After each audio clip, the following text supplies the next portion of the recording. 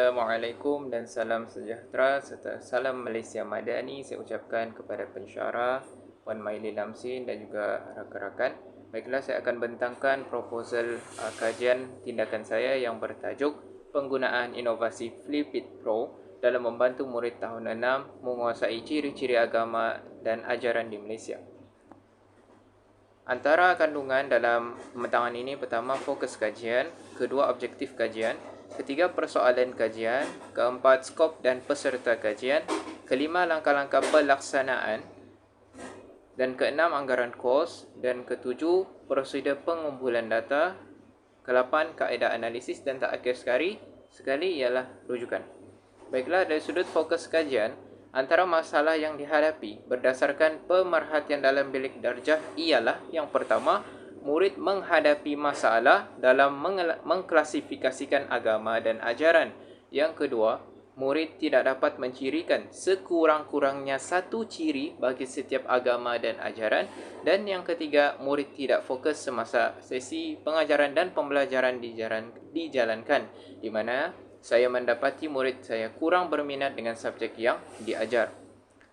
Seterusnya ialah objektif kajian. Yang pertama, menentukan ketepatan pengklasifikasian aspek agama dan ajaran yang terdapat di dalam buku teks sejarah tahun 6 melalui Flipit Pro. Dan yang kedua, mengenal pasti ketepatan ciri yang ditulis bagi setiap agama dan ajaran yang terdapat di dalam buku teks sejarah tahun 6 berdasarkan pengklasifikasian pada Flipit Pro. Dan yang ketiga, meningkatkan tahap profesionalisme saya sebagai pengkaji pendidik dalam amalan profesion keguruan. Baiklah, dari aspek persoalan kajian, yang pertama, bagaimanakah pengklasifikasian aspek agama dan ajaran dapat dilaksanakan melalui Flipit Pro? Yang kedua, apakah ciri yang sepatutnya ditulis bagi setiap agama dan ajaran yang terdapat di dalam buku teks sejarah tahun 6 berdasarkan pengklasifikasian pada Flipit Pro? Dan yang ketiga, bagaimanakah tahap profesionalisme saya sebagai pengkaji pendidik dalam amalan profesion keguruan dapat ditingkatkan? Baiklah, dari aspek skop kajian adalah menentukan ketepatan pengklasifikasian aspek agama dan ajaran yang terdapat di dalam buku teks sejarah tahun 6 melalui Flipit Pro. Seterusnya, mengenal pasti ketepatan ciri yang ditulis bagi setiap agama dan ajaran yang terdapat di dalam buku teks sejarah tahun 6 berdasarkan pengklasifikasian pada Flipit Pro, iaitu merupakan nama inovasi ataupun intervensi. Akhir sekali, meningkatkan tahap profesionalisme saya sebagai pengkaji pendidik dalam amalan profesion keguruan. Baiklah, peserta kajian ini melibatkan 10 orang murid tahun 6 kreatif di sebuah sekolah kebangsaan di daerah Papar yang mempunyai purata umur 12 tahun.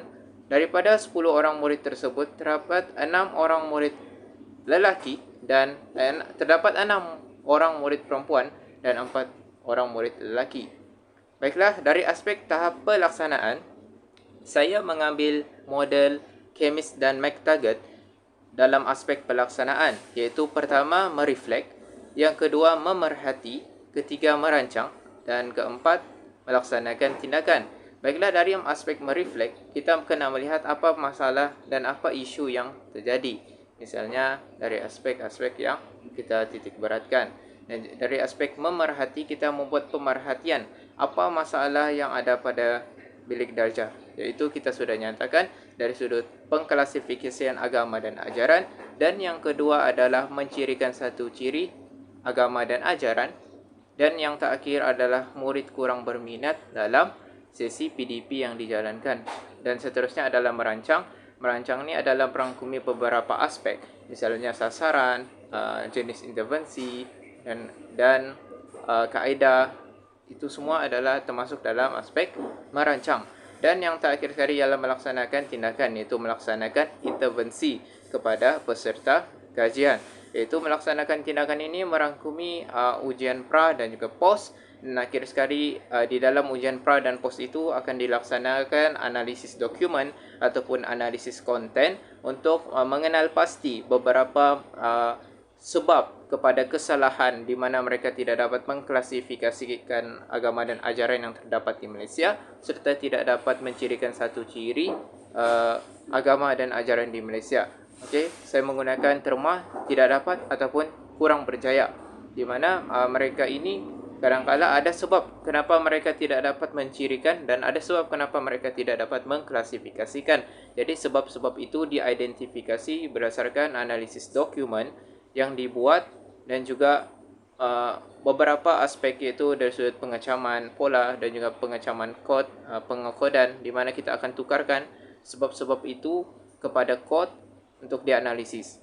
Baiklah, anggaran kos yang terlibat adalah jenis bahan iaitu kertas A4 iaitu 30 keping, glue gun and glue stick adalah satu kuantitinya, yang ketiga cardboard 2 keping, set penyapit pelbagai warna 1, tali klasik berwarna coklat 1 gulung, bambu stick 2 batang, multiple colors marker pen 1 set dan gunting 1.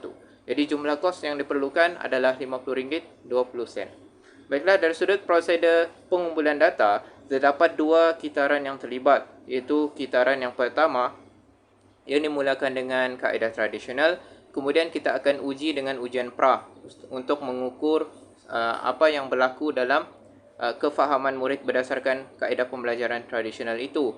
Kemudian kita akan buat analisis dokumen. Dan akhir sekali, kitaran 2 iaitu Flipit Pro, kita akan intervensikan dia dengan Flipit Pro. Kemudian kita akan berikan dia ujian pos, iaitu instrumen soalan adalah sama, tapi kita berikan ujian itu selepas intervensi itu berlaku. Dan akhir sekali kita buat analisis dokumen kembali. Okey, dari sudut kaedah analisis terdapat 4 cara analisis.